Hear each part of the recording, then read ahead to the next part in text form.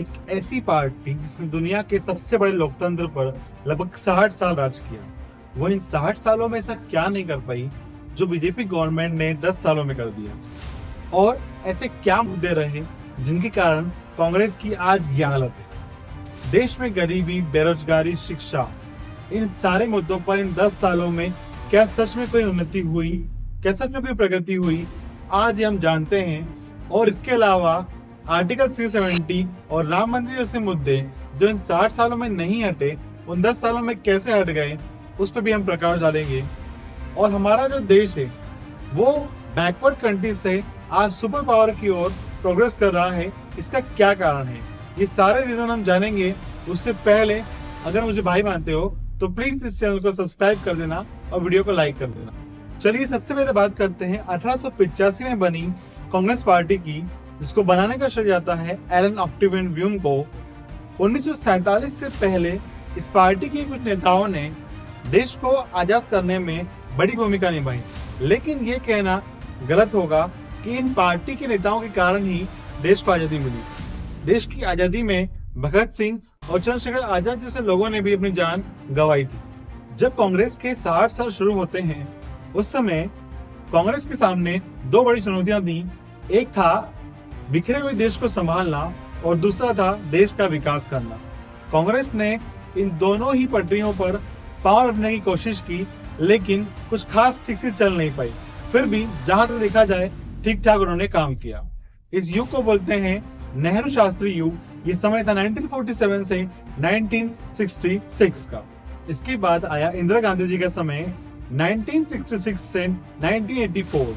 इनकी काल को घटनाओं का काल बोलते हैं, क्योंकि इन्हीं के टाइम पर बहुत सारी ऐसी घटनाएं हुई जो एक हिस्ट्री बन गई। जैसे बैंकों का राष्ट्रीयकरण 1971 में, भारत पाकिस्तान युद्ध 1974 में, ऑपरेशन स्माइलिंग बुद्धा में पोखरण परीक्षण, शिमला समझौता 1975 में, इमरजेंसी और राकेश शर्मा की स्पेस में यात्रा। लेकिन कौन जानता था कि इतनी सारी घटनाओं का जिनके काल में अंजाम दिया गया हो, उनकी मौत उनके गार्ड्स के द्वारा ही हो जाएगी। इसके बाद आते हैं अंतिम कांग्रेस सम्राट जो थे राजीव गांधी। राजीव गांधी की हम बात करें तो इन्होंने एजुकेशन और आईटी पे बहुत ध्यान दिया। भारत को ये आईटी हब बनाना चाहते थे, लेकिन वो बना नहीं पाए। राजीव गांधी जी के जाने के बाद जब 1998 में लोकसभा का पहली बार चुनाव कराया गया, तो उस समय कांग्रेस को सिर्फ 141 सीटें ही मिली। ये था कांग्रेस के पतन का समय। अब देश के लोगों की नाराजगी, धीमे विकास, खराब इकोनॉमी, बेरोजगारी और गरीबी जैसे मुद्दों के कारण बढ़ती जा रही थी, और कांग्रेस से नाराज जनता ने आखिरकार 2014 में मोदी जी को अपना नया नेता चुन लिया। 6 अप्रैल 1980 को बनी भारतीय जनता पार्टी की नींव 21 अक्टूबर 1951 को डॉक्टर श्यामा प्रसाद मुखर्जी ने रख दी थी। उन्होंने भारतीय जनसंघ के रूप में इसकी नींव रखी, और इस पार्टी को पालने पोसने का श्रेय जाता है श्री अटल बिहारी वाजपेयी जी को, जिन्होंने बीजेपी में रहते हुए कई बार चुनाव लड़े और देश की स्थिति को सुधारना चाहा। तो आइए जानते हैं इन 10 सालों में ऐसा क्या बदल गया जो 60 साल में नहीं बदला। सबसे पहले हम बात करें इंफ्रास्ट्रक्चर की, तो एग्जांपल लेते हैं सड़कों का।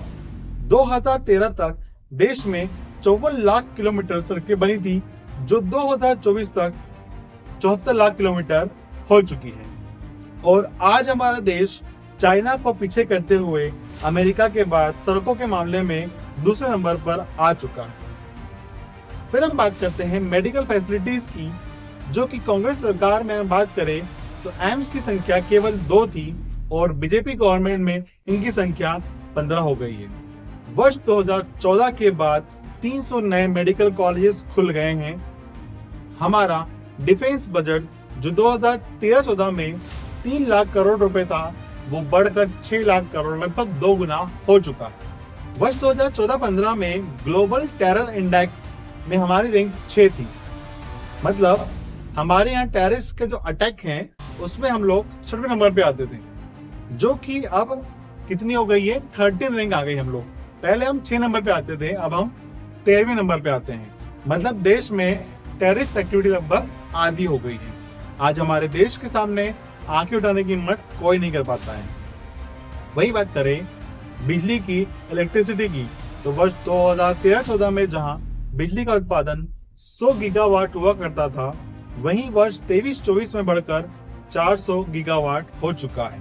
साफ नजर आता है बिजली बनाने में हमने 4 गुना उन्नति करी है। बीजेपी सरकार ने सालों से चली आ रही एजुकेशन सिस्टम में भी बदलाव करते हुए इंडियन एजुकेशन सिस्टम में न्यू पॉलिसी लाकर एक क्रांति ला दी। मोदी जी के लोग दीवाने सिर्फ इसलिए नहीं है कि उन्होंने देश का इतना तेजी से विकास किया है, बल्कि राम मंदिर और आर्टिकल 370 जैसे मुद्दों को कांग्रेस अपने 60 साल के कार्यकाल में नहीं कर पाई, वो बीजेपी ने 10 साल में कर दिखाया है। क्या ये कांग्रेस सरकार के लिए नामुमकिन था? क्या वो खुद नहीं करना चाहती थी? तो भाई सोनिया जी ही नहीं, लेकिन अब कांग्रेस के पतन का कारण जान लेते हैं। क्या कारण? कांग्रेस के पतन का सबसे बड़ा कारण है कांग्रेस में एक अच्छे नेता का ना होना। अगर आप कांग्रेस से किसी पीएम को चुनते हैं तो आपके मन में सिर्फ एक चेहरा आता है, वो है राहुल गांधी का। लेकिन अपने दिल पे हाथ रख के बोलना कि क्या राहुल गांधी देश के पीएम बनने के लायक हैं? आपके दिल से जो आवाज आएगी वो कमेंट बॉक्स में कमेंट करिएगा। अब हम बात करते हैं कि कांग्रेस में जो है पार्टी के नेता जो है दमदार क्यों नहीं है। भाई कांग्रेस में चल रहा है परिवारवाद। कभी भी आप बात करें, चाहे वो नेहरू हो, चाहे इंदिरा गांधी हो, फिर चाहे वो राजीव गांधी हो और टिल डेट। अगर हम देखें, इसके बीच में सिर्फ मनमोहन जी थे जो कांग्रेस गवर्नमेंट में पीएम थे, लेकिन वो भी कांग्रेस के हाथों की कठपुतली ही थे। तो दोस्तों, कांग्रेस का जो पतन हो रहा है, और कांग्रेस ने 60 सालों में कोई ऐसा काम नहीं करा है जो बीजेपी ने इन 10 सालों में कर दिखाया है। ये जानते हैं, हम मानते हैं कि कांग्रेस ने कुछ काम किए हैं, लेकिन उसकी प्रगति जो है, उसकी उन्नति जो है उतनी फास्ट नहीं थी। जो इन 10 सालों में इंफ्रास्ट्रक्चर, गरीबी, शिक्षा और मेडिकल फैसिलिटी, डिफेंस, इन सब में हुआ है विकास, वो विकास कभी नहीं हुआ। दोस्तों, मिलते हैं हम लोग नेक्स्ट वीडियो में। तब तक के लिए जय हिंद।